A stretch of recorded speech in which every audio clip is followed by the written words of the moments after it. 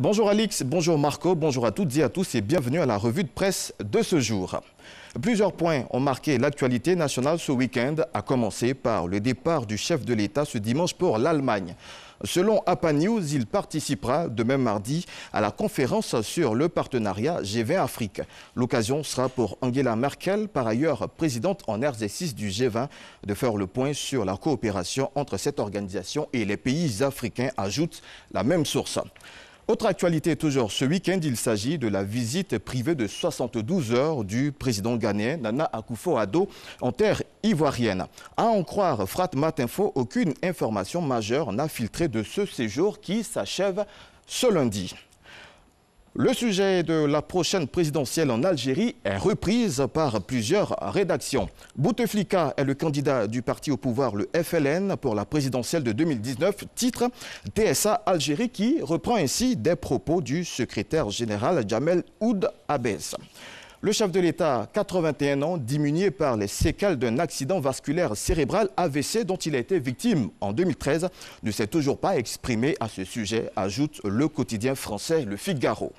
La présidentielle 2019 sera-t-elle la plus chère de l'histoire d'Algérie, s'interroge TSA.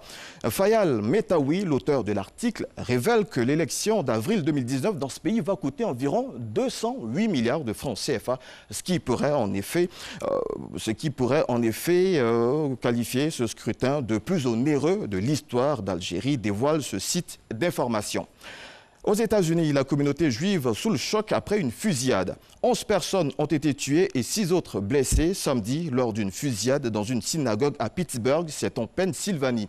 Le suspect Robert Bowers, un homme blanc âgé de 46 ans, a été arrêté et placé en garde à vue, explique Ouest France. Pour le Huffington Post, l'auteur vociférait des insultes antisémites sur un réseau social proche de l'extrême droite américaine.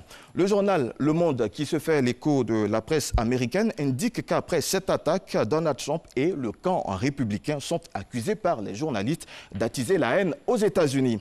On va refermer cette revue de presse par une catastrophe buccale. Selon Fouzine Jay, un jeune Britannique aujourd'hui 22 ans, ne s'est jamais brossé les dents depuis qu'il a 1 an. Il dit n'avoir jamais pris l'habitude de le faire quand il était encore enfant. Une situation qui fait qu'il n'a ni camarade, ni petit ami, encore moins du travail. Et à voir l'image de ses dents, on peut saluer la décision de ses employeurs qui ont jusque-là refusé de l'embaucher. C'est la fin de cette revue de presse. Merci de l'avoir suivi et à demain.